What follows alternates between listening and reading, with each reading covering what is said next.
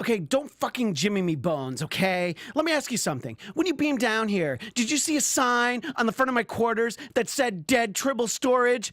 Did you notice a sign on the front of my quarters that said dead Tribble storage? No, you didn't. You know why you didn't see that sign? Because it ain't there, because storing dead Tribbles ain't my fucking business, that's why. That's what we can expect from Quentin Tarantino in the Star Trek universe. Find out more right now on Star Trek Weekly. You're tuning into the destination for TV superfan discussion, AFTERBUZZ TV. And now, let the buzz begin. Yes, that's right. Welcome to the super sounds of the 70s here on Star Trek Weekly. It is myself, Christian Bladt, at Christian DMZ, joined, as always, to my left, camera right, Kari Lane. What's up? My name's Kari Lane. You can find me online at Kari D Lane. That's Karidlane. And at the other end of the desk, the one and only Frank Moran. Where can people find you? And Twitter and Instagram at HappyGoJackie. We had planned out tonight's show was going to be about Star Trek Generations, and it still will be. Mm-hmm. But then we got this really interesting little tidbit of Quentin Tarantino talking to J.J. Abrams, hey, I kind of would like to do a Star Trek movie. And I'm a huge Tarantino fan. I'm a huge Star Trek fan. I think in principle, it could be a good thing. Yeah. There are probably some concerns there. And it also gave me an excuse to do a fun little performance piece at the top. Beautifully done. Did you write it or you found it? Well, no, I mean, it's directly from Pulp Fiction, but I replaced a word that Tribbles. I would never say on camera or in my private life with that. And in fact, if you look for this speech online, it is actually only able to be found under Pulp Fiction Dead African American Storage, not what they say. And it's good because the autocomplete has it like that. And I deliberated. Do I want Dead Tribble storage? Do I want Dead Klingon storage? And I decided Dead Tribble is funnier. But Frank, what do you think about the decision? Was Dead Klingon funnier, or you think Dead Tribble is the way to go? Dead Tribble. That's It's good. just the double B. I just thought that it was just more of a thing. Anyway, I, for one, would... It's more that I'm fascinated by the concept. I would like to see what Quentin Tarantino does with the Star Trek universe. I would like him to direct kind of an ancillary story, not a Kirk, Spock, and everybody. I don't think that. I think it would be that. But if he did something that happened on another ship, maybe a particularly grisly mission, maybe even something that's been alluded to, something that we've never seen, but something that we know happened, something just terrible happens, or, just a gruesome story maybe set in the future, in the 24th century, Frank. That could be good. But I don't know. I'm a little apprehensive, but I'm fascinated by the concept. What do you think, Kari? I think it'd be really cool, and I agree. It should be a probably different group of people, because otherwise it'd be too much like, well, it's not. It'd be like, again, doing a cover. You're like, it's not quite right. So it'd be more fun also just to do new adventures. It's a big galaxy. Come on, there's more options out there. Tarantino, I think the first season of ER directed an episode, and to this day, it's still the only episode of ER I ever watched. And even not being a fan of the show, I could tell that, this show's not like this. And I asked people that I knew. There was just, weird little quirky things, like somebody clapping for their keys, just little things that stuck with me 20-plus years later. And you're just like, so I think there'd be a lot of, weird, quirky things. And then but I think that the overarching storytelling would be great. Like, if you could get sort of a Hateful Eight sort of thing, where it's like somebody's just hunting people down, that could be good. Frank, what do you think? A Quentin Tarantino Star Trek film. I mean, interesting because you mentioned ER, he's also done CSI, so he's certainly somebody that if he's a fan of a particular show, which I do like about him, that it's like, hey, yeah, I'm a fan of the show, I'd love to just do something with it, where he can bring a little bit of his stylistic quirks, but he also still kind of remains true to the inherent integrity of whatever's the kind of established universe. So I feel like the Star Trek, it would be a Tarantino-esque version, but I still think there is going to be a lot of faithful integrity to the core premise of Star Trek.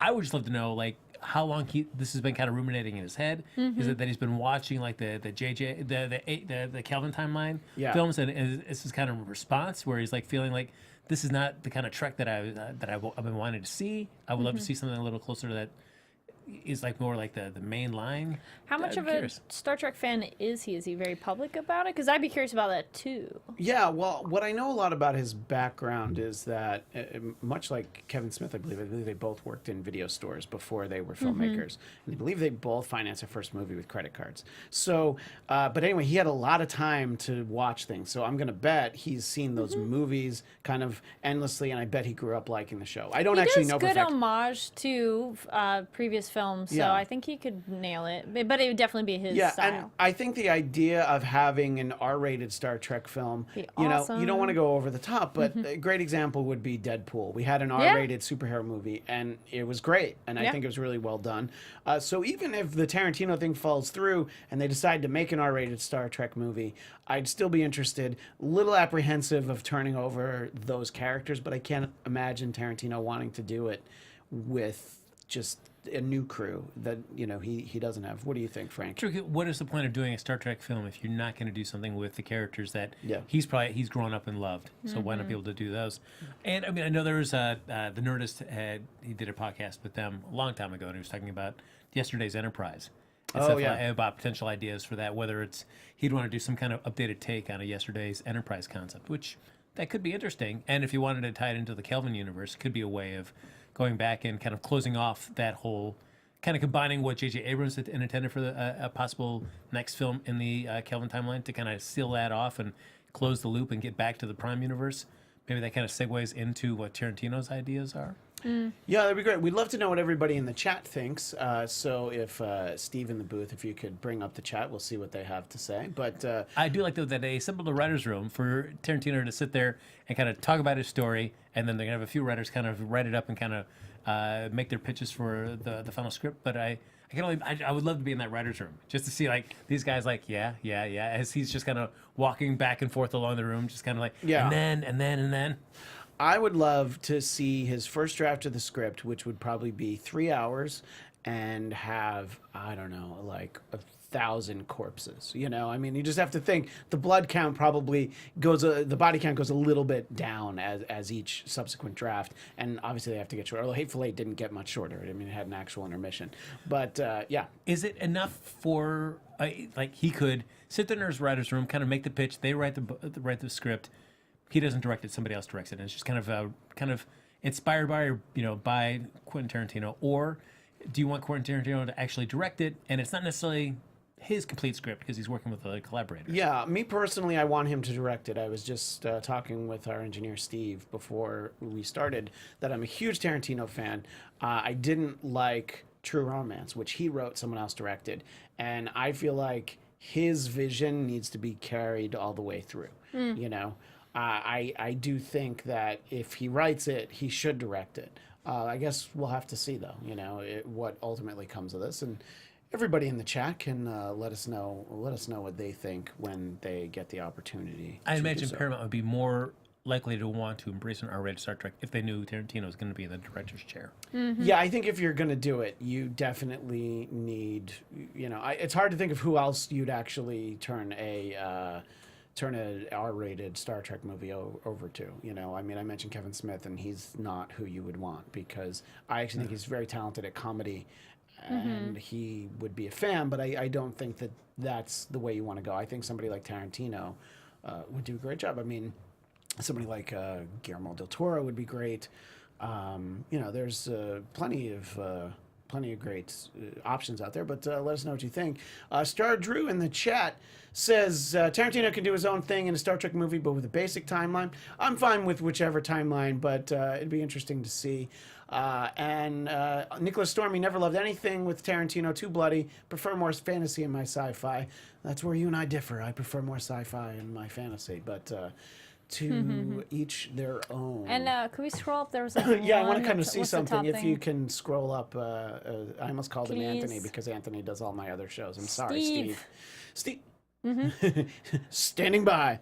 Again, momentarily we're going to start talking about Star Trek Generations, which I actually had not seen in quite a while. I don't think I have seen it in the 21st century. I watched it, in the theater. I believe I saw it twice. There's the home video, there's the cable, and I probably it might have only been the 5th, maybe 6th time I saw it. So it'll be interesting to get a chance to share my thoughts with everybody. And we can come back to the Tarantino stuff when we get to the chat. The one thing about the Tarantino thing goes is, say it goes forward, Tarantino directs, it's R-rated, and it does phenomenally well. So much so, what does that mean going forward for that? Are you kind of now like, we've got to continue doing an R-rated Star Trek film, or does that just remain some kind of unusual outlier? Because you're not going to get Tarantino to do multiple ones. Do you go to like a super like gruesome like Eli Roth, Star Trek movie? And Star Drew told us in the chat, this is what we want to see. His favorite is First Contact, the Borg movie, parentheses, Voyage Home, the Whale movie, parentheses, which I think for casual moviegoers, you have to kind of remind them because there have been so many Star Trek movies. It's like, well, there's the Borg movie, there's the Whale movie, there's Khan, there's 2 movies with Khan technically, but there's only one that we talk that much about. But anyway, I think that the potential is great. I just wonder, does that vision get carried out, or is it some kind of Frankenstein of good ideas and studio interference and too much director control even, Because you mentioned Deadpool, but I'm also thinking more like a Logan, where it is a little bit more adult. It's not as quite as over the top and crazy as Deadpool, but it does, it can be a little bit more mature without kind of breaking doesn't seem like so out of line with the characters. Yeah, and the one reaction that we read to the Tarantino idea was Patrick Stewart said he would love to play Jean-Luc Picard for Quentin Tarantino. He's not really interested in playing Jean-Luc Picard again, except for this is sort of his exception. It'd be probably a different it'd be a different role. take. He'd love to work with Tarantino, and maybe I bet that this results in Patrick Stewart being in a completely different Quentin Tarantino movie, not a Star Trek movie. Not saying that he is also possibly not, but just sort of now being on the radar, like, oh yeah, I have a great idea because Tarantino has some great casting, along the ways, So it'd be interesting to see him in just a different Tarantino movie as well. If you're Quentin Tarantino or J.J. Abrams, and all of a sudden you see Patrick Stewart saying, you know what, I would love to do a film with Quentin Tarantino if you wanted to do a Star Trek film with Jean-Luc Picard. I feel like, I was like, all right, we just got to have Jean-Luc Picard in this. How do we get Jean-Luc Picard in this story? Because it'd be great. Have and hey, maybe it's a Next Generation movie. Maybe you get the gang back together. I think they brought the original gang back together so many times. Yeah, but this gang, I think a lot of us have felt like we weren't going to see the Next Generation crew again. I don't know that you do a reboot of the Next Generation. You do the J.J. Abrams reboot of the original crew, but do you do a reboot of the Next Generation, or do you reboot the reboot, like how we're on our 3rd Spider-Man at this point? I feel like we'd be more likely to see another reboot of Kirk and company than we are to see new actors playing Picard and company, or, as Frank would like, a new cast entirely. Yeah. And Nicholas Stormy says, you don't want a Lorca-led movie. Look, that would be great. I actually like Lorca, so I'd like to know what he's up to. I would certainly be happy to see that. Anyway, continue to give us your thoughts in the chat tonight for those watching live, or on the archive version. Leave some comments. We're going to save some time at the end of the show, and we're going to dive into some archived comments in some of our past episodes. And if this is a good time to mention that this is our Christmas episode, our Hanukkah episode, our holiday episode, because we will be off the next few weeks, but we'll be returning, I believe, Sunday, January 7th, which is also when Star Trek Discovery comes back. So it's been a lot of fun to do these kind of standalone, topics, more topic-driven episodes, favorite captain, let's look at these episodes, that sort of thing. And, even tonight we're going to talk about Star Trek Generations. And one question I want to bring up, as you mentioned there, would you, either of you, kind of feel more held up, certainly with the J.J. Abrams films, they recast the iconic roles of all the original series characters. Would you feel that same way about a recast of The Next Generation? Do you feel like they are as iconic as them, that it would feel like, man, I don't know if you could, it's going to be a tough casting choice? Because I don't feel like I was attached to, if you wanted to recast and reboot a Next Generation with a bunch of new actors, I don't know if I'd feel the same way as I felt about them rebooting the original series. You'd be more agreeable to it. I think so. I think I would be too, except I guess for my thinking is that they're not as old as the original cast was. New movies with the original cast became, it became apparent that the clock was really winding down, as the theme of Generations points to, that time is constantly chasing after us, and it's kind of apparent in this movie as well. But what do you think, Kari? Yeah, they're not iconic enough that people would really. But then again, like for someone like me who hadn't watched many of them, I couldn't know who enough of them are. But like the original show, I never watched it, but I knew exactly who Kirk was. I knew who Spock was. Those two for sure, and a couple of the others. But it's weird, like I've said before, it's kind of interesting to go back and rewatch the original show, because then I love the J.J. Abrams ones even more, because I'm like, oh, they picked the right people. They're totally them. I see it. I see like the transition of time.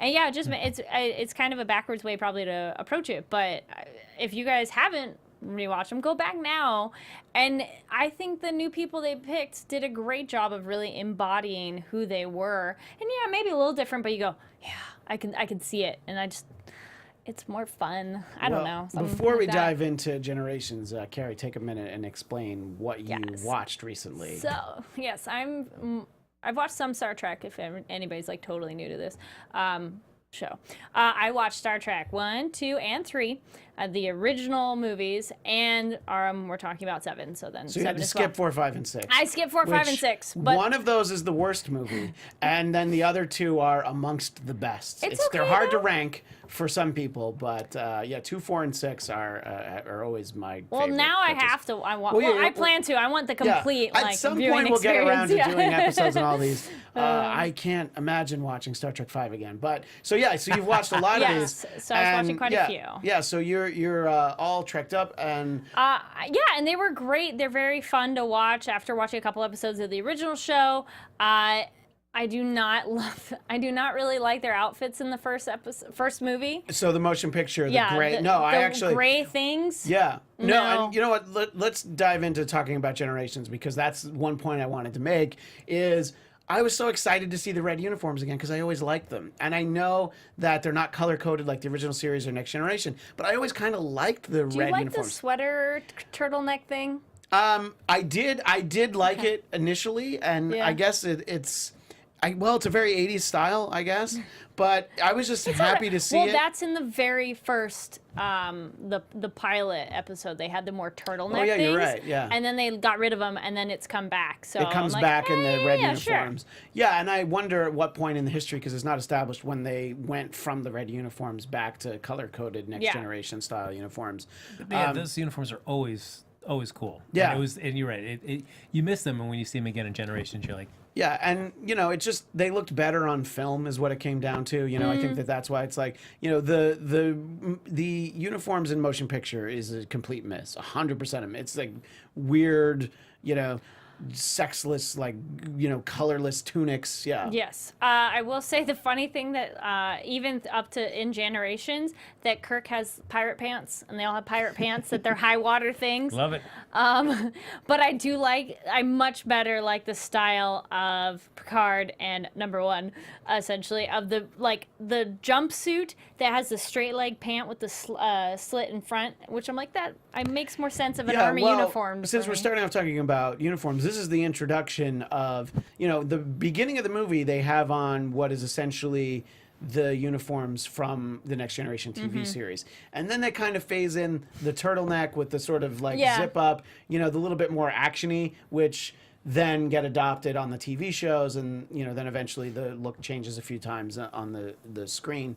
But the idea of the red uniforms goes back to the point that I had, which was I was just so excited to see Kirk and Chekhov and Scotty back together again. And I know I saw this movie 20 years ago, and more recently than that. And I was just so excited to see everybody together. And, when the movie came out, they hadn't been on screen together in 5 years, 5 or 6 years. Question timeline, and I don't know if this comes up later in the movies, but I did look it up. Was McCoy in real life dead at this point? No, not when they did this. Okay. Yeah. Because I saw that he died early 90s. Yeah, right? he didn't. He was still alive. I don't know how good his health was. Okay. It might have been that they would have liked to have had him there. You didn't want Spock because he was probably too expensive. Is probably what it came down to. Well, it was also because they also felt like they had said their goodbyes at the end of Star Trek 6. Yeah. And that to go back now for what essentially was a glorified cameo was kind of like, we already said our goodbyes. Why are we going to come back for some kind of glorified cameo?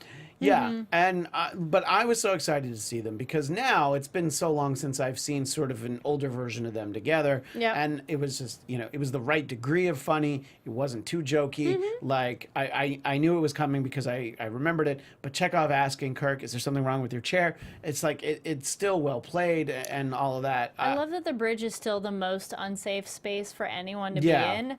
Nobody, I'm like, seatbelts on the seats or something, and everybody standing like flies all over the place, jumping around and watching stuff. Yeah. I'm like, I would think they would have made it a little safer. Also, the fact that anytime the ships gets hit, like all consoles seem to explode. I think they would have fixed that problem too after many years of like being shot at.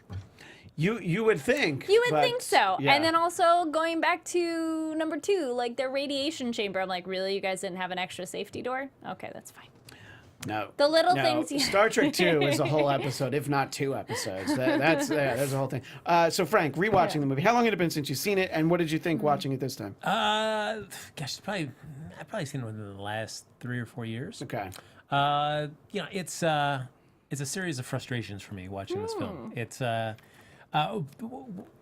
combination of like realism and wanting what you want as a fan, combined against the practicalities of when you're dealing with actors and you're dealing, with just people kind of closure in a sense where, as I mentioned, where you've got.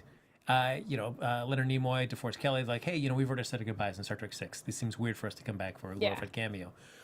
Understandable from their point of view. As a fan, you're incredibly disappointed because great that you've got, Scotty and Chekhov there, but it's just, it's a watered down version of what that should be. It should be Bones and Spock with Kirk at that moment. To have anybody else is just a lesser and Uhura and Sulu the daddy, not I did Sulu's like daughter. Sulu's daughter, Yeah, though. she was great. That was so cool. I like that. It's just a series of just disappointments for But that. like Kirk's death was really lame. I'll say that. Oh, too. we'll talk about the disappointments. okay. Don't All you right. worry. And the interesting thing, and by the way, this movie's from 1994. It's actually, I had to look that up because in my mind I was thinking it was a little later, but then I'm like, no, because I remember when the TV series ended. It ended so that they could turn it into movies. And there's a line at the end of the film. I'm going to jump ahead to when Riker says.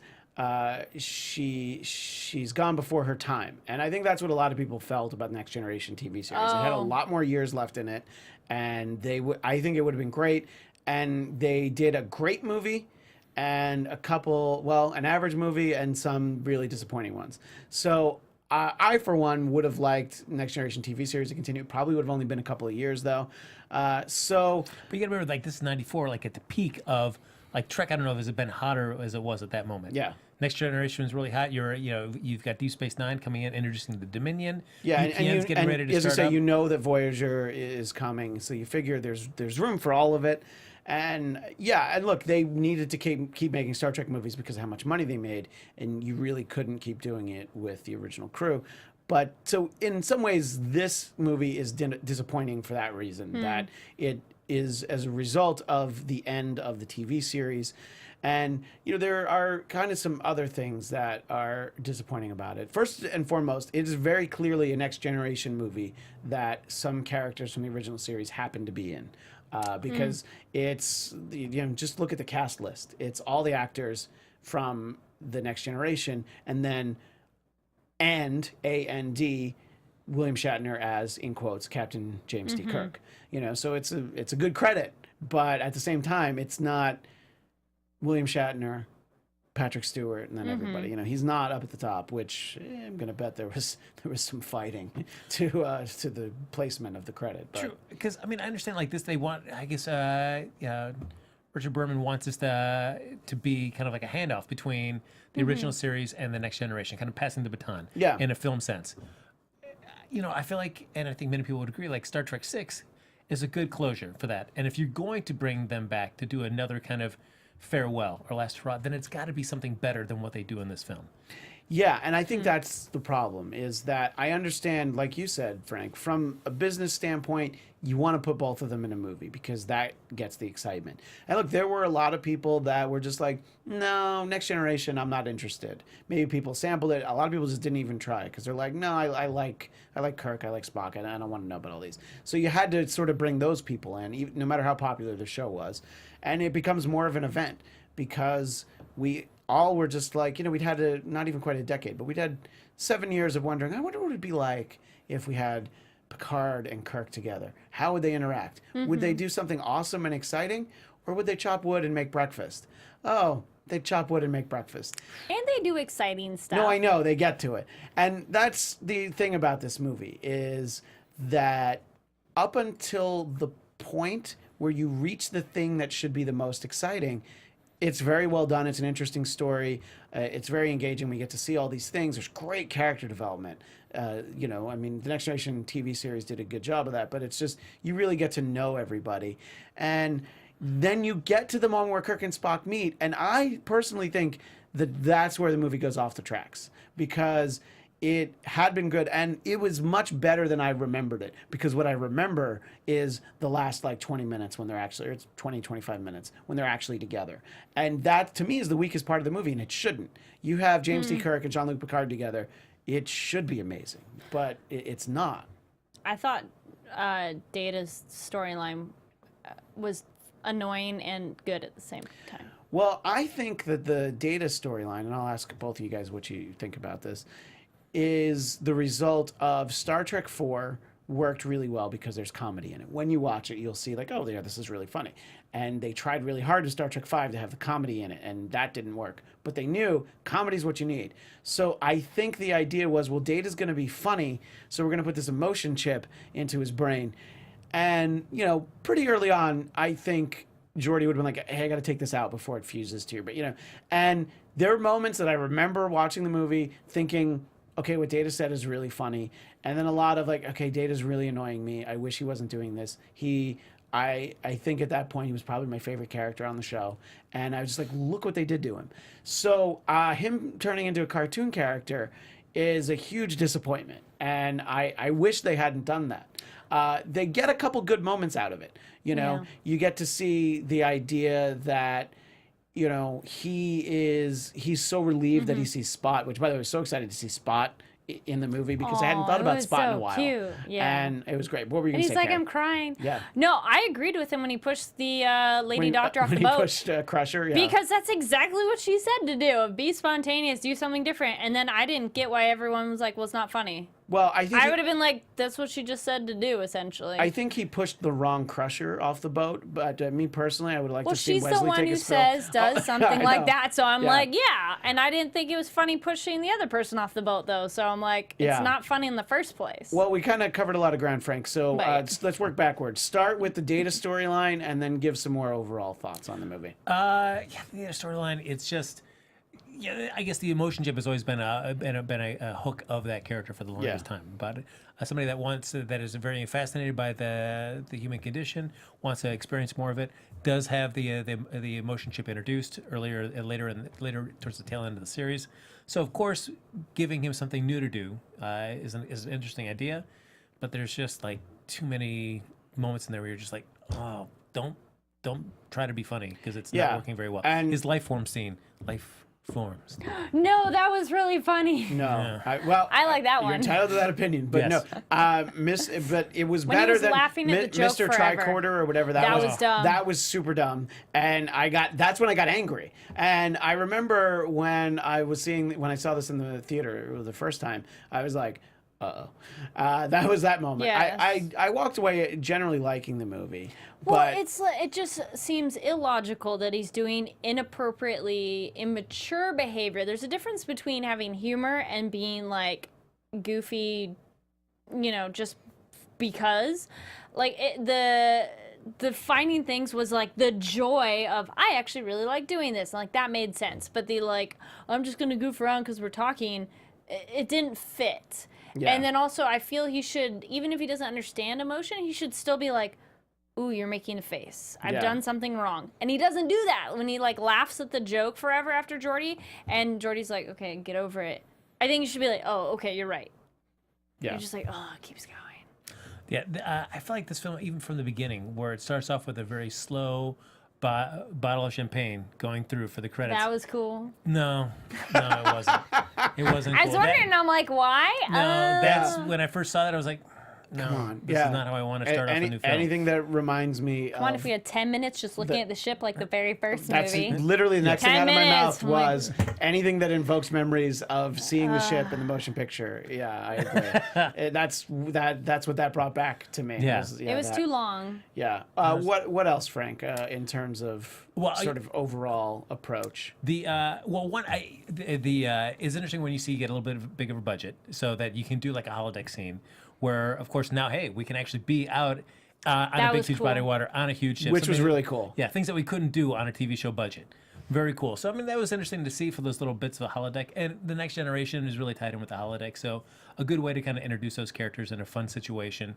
And I think the other thing that really just speaks to me too is John Alonzo's cinematography. The cinematography alone just makes this film. It's probably one of my favorite shot films of all the Star Trek films. It looks just beautiful. Yeah, interesting thought on the budget when I was watching it today, just sort of to get the refresher, is that when they sort of break from the reality of the holodeck and Picard asks for the arch actually looks really cheap. And then all of a sudden it's like, oh, look, big budget. Oh, TV. And I know all the sets were rebuilt from the TV and everything, but it still kind of looked cheap. It was this weird sort of transition, which I thought was really interesting, but that's definitely the sort of the divining line in the middle of the movie, not in the middle of the movie, but early in the movie, is that was the original crew movie where things don't go so well. And there's definitely moments in that sequence and also later in the movie where you're like, oh yeah, the Shatner action scenes are a good indication that we needed to be done with that. That action scene, I know I'm jumping ahead, that's late in the film, where you have William Shatner, Patrick Stewart, and Malcolm McDowell. There are so many wide shots in that action scene because of the number of stunt doubles they had to use to just run fast and climb. And you're just like, the time was, it was definitely time for, I didn't need Kirk to die, but it was definitely time for him to not be in new movies. Did you like McDowell as a villain after watching so many of the other? No, I did. Yeah, I thought he was good. I always thought he was good, and look, he's great in Clockwork Orange and so many other things. But I thought it was good because look, he's not Khan caliber, but they were definitely going. They want that sort of, focused, calculating, maniacal sort of villain, and I think they did a good job with him. So I think he was one of the better villains in the film series, because usually it's just, oh, well, we're up against like a bunch of Klingons or Cybok or whatever, or, so I think that worked really well. I had a quick question for Frank. In this movie, sort of early on the holodeck sequence, Picard calls number one Will twice. And did he do that in the original series? The idea that he called him by his first name, I always felt like he always called him number one and that he never actually referred to him by his name. A couple times he did. Okay, he did. Yes. Yeah, so I just hadn't seen the later seasons of Next Generation in a while because it was jarring. I was like, no, that's not what you call him. And I love that Picard always called Kirk Captain. And he's like, oh, call me Jim. And he just kind of had that look of like, no, you don't call James T. Kirk Jim. Jimmy! Yeah, right. That's not my... I mean, it's just like the idea that you're going to kill off Kirk in this and not give him an opportunity to be on in the captain's seat on a ship, sacrificing himself. Instead, you're going to put it on this weird planet where he's running around these rock formations. It's just... Kirk's death aggravates me to no end. This is just not the way you want to... second death, you should clarify, because I thought the death on the ship actually, was... it's a good point. The heroic death in the first part of the movie where he saved the Enterprise B. But I felt like, that's it? I kind of liked his, dying in a more exciting action for the second part. The way he dies in the first time, in, the 78 years earlier timeline, I think that's more fitting, more the way that you expected him to go. Now, granted, he died, fighting somebody on a desert planet, so that's probably something that we also kind of always expected to see. But, neither one of them is wholly satisfying. I guess that the second death is probably more the one that Shatner wanted. Problem with the first one is no body, no proof. I was like, I didn't really want to see a floating body, but I'm like, well, there's no body, so. But the other thing with like the second death is that, or the first death is that it's not really. I mean, he saves the ship, but it's also he's taken out by just a random fluke of the Nexus. Yeah, I was like, it's not like really. It's just by happenstance. They Yeah, it's a good point. Spot. It's not. That just sucks. It's not like Spock's death in Wrath of Khan, Yeah. where it's saving everyone. Yeah. It's a good point. I mean, Brandon Braga and Ronald Moore were put in a tough situation. How are you going to write the death of James T. Kirk? And they shot it once where he gets shot in the back by Soren. It tests terribly, and so they rewrite it with another possible death where he's on that bridge and it falls down. Neither are fantastic. Neither one of those is good. And look, and I'm glad you mentioned that because I had that in my notes, but I forgot to get to it. Is that it was written by two of the best writers in Star Trek Next Generation history, and Ron Moore goes on to create do the reboot of Battlestar Galactica. So. These are great writers who wrote this movie, and that makes it more frustrating. Yes. That it's not the two of them and then like four other, script doctors. And look, there definitely are other writers that took passes on this somewhere along the way that might have changed something, but this vision is theirs, and you feel like it should have been better. It's a little disappointing across the board. It's disappointing. And Ronald Moore has been on record about saying like, they choked on this one. That the pressure of trying to the pressure of having to write for James T. Kirk is one thing, but then also to write his death is another thing. And they said like we did not stick the landing on this, and that's true. Yeah. And the Nexus, they're in the Nexus. These realities that they're envisioning, like they're where all your dreams can come true. Like Picard's like Dickensian kind of weird family situation is so weird to me. It's like that's what Picard is thinking. And said, Well, no. It was also a weird period piece choice. That must Like, be why? sort of what he always envisioned for himself. Maybe as a younger man, like one day this will be the family. But I did like that his wife in the Nexus was a little bit reminiscent of a certain redheaded doctor, which I thought was a nice touch, which I'd actually just forgotten. Because I was trying to think when they did the reveal, I'm like, is it somebody from the series? And it's like, no, it's just somebody who kind of looks like Beverly. And the same thing with Kirk too. Like he's in his log cabin, whatever about that, as we've made fun of before. But that he name checks somebody that we have never heard of before. Yeah, Antonia. And I was just like, I had to think, I'm like, who? yeah, right, exactly. And look, it doesn't have to be somebody. He doesn't have to want to wish that he ended up with Carol Marcus, because clearly he didn't want that, because he would have. But at the same time, it's just like, somebody you haven't heard of? I don't know, maybe pick a character that, he could even have been an obscure character, make a backstory, they reconnected later in life, and he could have, something. But yeah, it's just somebody he never mentioned. And I don't know. It's one of the things, but what I will say is that, like I said, I like some of the character development stuff. That's a great scene with Picard and Troy where he finally breaks down and tells someone what the news was that he got.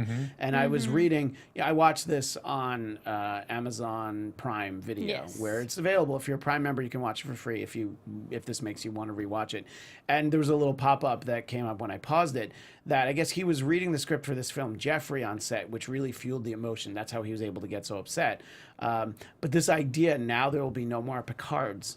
I don't know. It's just you really felt for him. And it's interesting because he and James T. Kirk, exactly the same sort of problems. It doesn't seem to really eat up Kirk in the same way. Kirk didn't have any other like random offspring. Well, besides somewhere. David. Yeah, I'm like, he hooked up with enough ladies, right? There's probably a green half Kirk out there somewhere. Out there, yeah. I would be stunned if there wasn't. In some novel or something there should be. But I think that, like I said, great character development, but the Nexus is just a flimsy concept when it's introduced. The execution of it leaves something to be desired. But there are really cool moments. Like when they go into stellar cartography, not watching it on this screen on my iPad, but when I saw it in the theater, I'm like, this is awesome. Yes. I really liked it. Xavier's room. Yes, exactly. It's like plugged into Cerebro, Yeah. as he would be doing just a few short years later. And I remember thinking it was cool then, and so I had to sort of watch it on a tiny iPad screen and just remember, I'm like, oh, this was so cool when it was 35 millimeter. And there's some great interactions. throughout the course of the movie. But let me ask Frank first, and then Kari the same thing. What did you think about some of the character development we got to see? Not even necessarily just Picard, just sort of throughout the film. Do you feel like some of that worked, or? Yeah, I mean, some of it's fine. I mean, you see, Will Riker at the end. It's always a nice, which I always took it as a nice nod, where it's like, well, personally, me, I think I'm going to live forever when Riker tells that to Picard. I always thought that was just a nice nod to the first episode where he meets Q. And he kind of like, is Riker kind of immortal? I always thought that was kind of a nice little just nod to that kind of thing. So there was a couple of moments in there. I feel like, Crusher, Geordi get tortured for most of the film. So, I mean, other than being like a captive, there's not a huge amount for him. Crusher gets a little bit.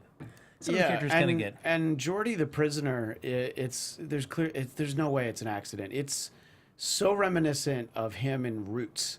The way that he's there with his shirt off is like, well, they clearly wanted to. I'm like, what are they doing? Like, why have they Kunta Kinte'd Geordi LaForge?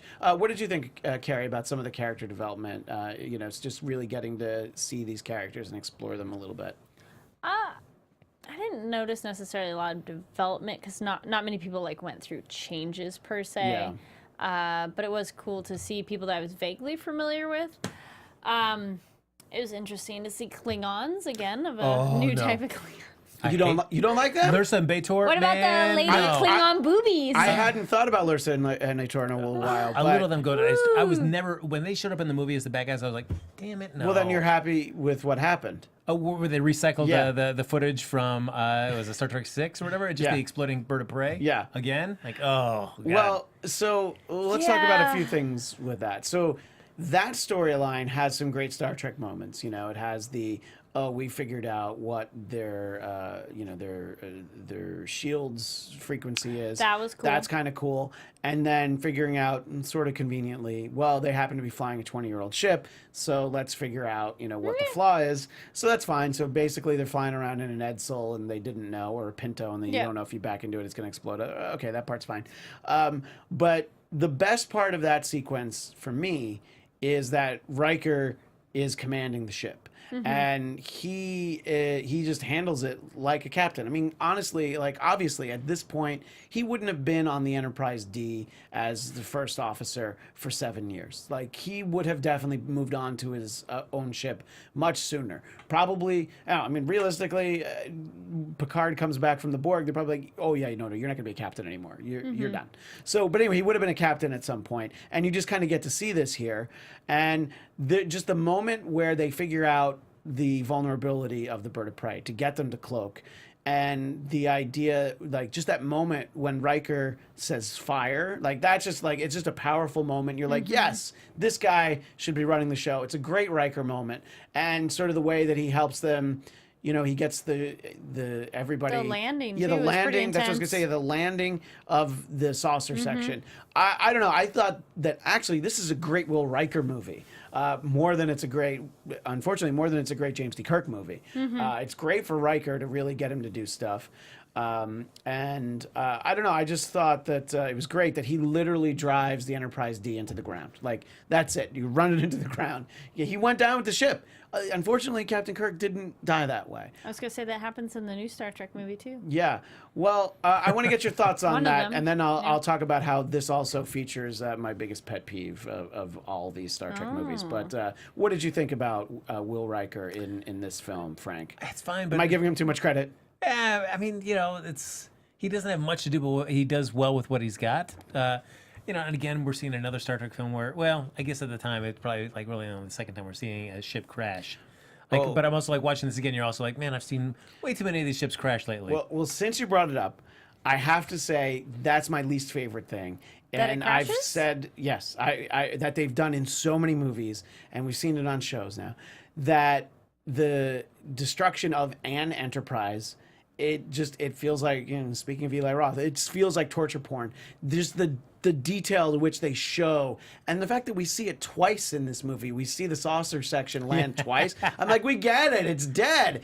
You don't have to keep beating it up, and it's just like, oh, again. And I kind of hadn't thought, it's not like I forgot it was in this movie, but I hadn't thought about it. And I'm like, oh no, I'm going to have to sit through another one of these. Just a few weeks ago, I said on here, because I guess Star Trek Beyond had one. Yeah. And I'm like, come on, enough. Why do you have to destroy the Enterprise? Just because you want to design a new one for the next movie? Just be like, oh yeah, we had some renovations. Yeah, can you say like, hey, we're retiring the ship? Yeah, No, it held together well. renovations will be ready on Tuesday. Yeah. There is one shot as a saucer section is crashing along. We're looking at a side, Yeah. and you see the trees going down, and you see like birds flying in front of it. I thought that was a nice shot. Oh, it's well done, Yeah. but Yeah. I'm just like, enough. I don't need to see it. Yeah. And I also forgot just that we hurts. don't actually see the Enterprise E in this movie. I thought that it was going to end like it always does. When the Yeah. ship gets destroyed, we at least see them. We see the new bridge, but I guess they wanted to take some time to design it. Kari, your thoughts on Will Riker in this movie? I don't have a Getting to whole Captain. lot to compare, but I do agree that scene with him while he's in the captain's chair was like, yeah, you believed he was captain, and when he took over, I thought he did a good job with what situation he was in for sure. Yeah. And yeah, he was just like cool captain dude. Yeah, so we get Picard and Sauron fighting after this. And the note that I took when I was watching it, I'm like, it's like grumpy old men in space. And that's before When they are fighting, yeah. and it's before Shatner even gets into the fight. And it's just like, I can't do the math, but they're in there. Shatner was in his 60s at this point, I think. And yeah, obviously I've said already, it was time for him to stop doing these movies, but it was like, it was painful to watch. And when they're fighting on the like the bridge part. Yeah. because everybody's old, and I don't want to be ageist, but I felt old just watching it, and it hurt. Yeah, those are things like that's why putting him in the captain seat, you can be as old as you want and be on a starship and fight. Yeah. You don't have to worry. When you're Yeah. actually doing a physical fight sequence, you're like, come on, old man, please. Yeah. Yeah, so I mean that's hugely disappointing. And then I had a big question. It's like, Kirk goes out of his way to get the remote. Why does he like uncloak the rocket? I think that can't was you the just only way- leave it cloaked No, I thought he needed to do that so Picard could get to it and disarm disable it? Yeah, I guess, but I just also felt like, well, what happens if it's? I guess you don't want to take the chance. Yeah. I really feel like Shatner wrote the last line of "It was fun" because I'm Oh, like, I like that though. I That's- didn't like the oh my though. the "Oh my" afterwards. I was like, That was That was like- Shatner. It was a Shatner edition. that was. That Yes. didn't make sense. I like the it was fun because even before when he agrees to do it, he's kind of like, so this is gonna be dangerous and our odds are like stacked against us. Sounds great. Like that, I was like, yeah, that's that I totally liked. him. Yeah, that's very James T. Kirk. But then it works when he dies of like, no, it's okay. He had fun doing it. And Yeah. I kind of called it. I'm like, he's going to be like, that was fun. But the oh my just felt really like, I didn't like that. Yeah, no, I definitely agree that it was in so many ways disappointing, but I read the novelization because Yeah. and the novelization does a much better job, at least at the beginning, setting up more because you can in a novel. It doesn't require any contracts or scheduling. You can get Spock and McCoy in a novel and have them be at the beginning to kind of set up stuff with James T. Kirk, and it's much better for it. Still, I mean, it doesn't excuse the fact that they're not more prevalent throughout the film. But at least you get at least a little taste of Spock, McCoy, and Kirk together Yeah. in the novelization. So go read the book. go read the it's book. definitely better And than the film. as Okay. Frank has mentioned in past shows, the fact is that Shatner is involved in novels that take place after this, where Kirk actually gets back up, and he's Yes. like, "Yeah, but you really like those stories, Yeah, right?" absolutely, yeah. Yeah. 'Cause So a chance for me to see Kirk in action again and not have that lame death. Oh, I'll take it anytime. yeah, no, definitely. Well, so that's sort of, I don't know. I mean, look, I was excited as the movie started in a way that I didn't think I would be, and then it ended, and I'm like, oh, this is why I didn't like the movie, because it should have been so awesome, and I guess it wasn't. But Kari, you hadn't seen it before, so overall, your feeling on this, if you had to Excuse give me. it a letter grade, I'm going to put you on the spot. Well, I like a good B plus. Like it was fun. Like out of 5, I'd say it was a good solid like 3-star. Of it was definitely worth watching. Not anything that I was like that was amazing, but I enjoyed it. That's an opinion. No, I'm just teasing you. Yeah, there's a lot of moments that I enjoy. I think I would like it more if I had watched Next Gen. Yeah, I think that I don't have the same getting to attachment. see those characters on the big screen was pretty exciting. Frank, I'll put you on the spot too. Do you have a letter grade to give it? I'll give one too. There are a few films, but this is one of them that if I had the opportunity to go back in time to really like go and warn everybody about like this is going to be terrible, you guys got to change this. This would be one of the films because the film that I want in my head is so far away from the film that I got, and I cannot help but watch this film and always be frustrated by the film that I never got. So for that reason, I gotta. The cinematography is great, though. I can only give it a C. Yeah, I'm gonna give it a C minus. It doesn't have to go to summer school, but you know, it's not gonna take the honors classes next year. Yeah. So, but I'm glad that I rewatched it because in my mind it was just, you know, 2 hours of ugh, but actually it's just like about 25 minutes of oh no, why is this not better? But anyway, let us know what you think in the comments. And we definitely rambled on too much, and we don't have time to go through a lot of the comments like I wanted to. I know, Steve, we have to wrap up, but there was one comment I wanted to make sure I got to today. There's so many great comments, people giving their ranks for favorite episodes and favorite captains, and we're reading all of it. So thanks so much. Keep doing that. Bevs1 a week ago said Christian talks too much. Even when Frank gave his top 5, Christian talks more about the captain Frank chose than Frank did. Frank, do you think that's true? Should I stop talking? Captain, Okay, we're all out of time. Thanks so much. No, that's the whole reason I wanted to do it, because I wanted to interrupt you. He was setting up that joke. I get so excited, so I try to listen more. But I appreciate constructive criticism, and they were very constructive. It hurt a little, but it was very constructive. So I try to make sure we get all the voices here on the show. Anyway, thanks so much to Frank, to Kari, to everybody in the chat, and to Steve in the booth. Thanks so much. This has been so much fun doing this show, and we're coming back next year. We're just going to be off for a few weeks. Like I said, Sunday, January 7th, we'll be back, and also Star Trek Discovery will be back, so we'll be focused on that. But make sure you find us then. But in the meantime, where can people find us on social media? I'm at Christian DMZ. I'm at Happy Good Jackie. And I'm at Kari D. Lane, Karidlane. And what should people do on the YouTube page? Comment down below. And give us the thumbs up. Thanks so much, everybody, and have a happy holidays and a happy new year. We'll see you in the new year. Live long and prosper. From executive producers Maria Menounos, Kevin Undergaro, Phil Svitek, and the entire AfterBuzz TV staff, we would like to thank you for listening to the AfterBuzz TV network. To watch or listen to other after shows and post comments or questions, be sure to visit AfterBuzzTV.com.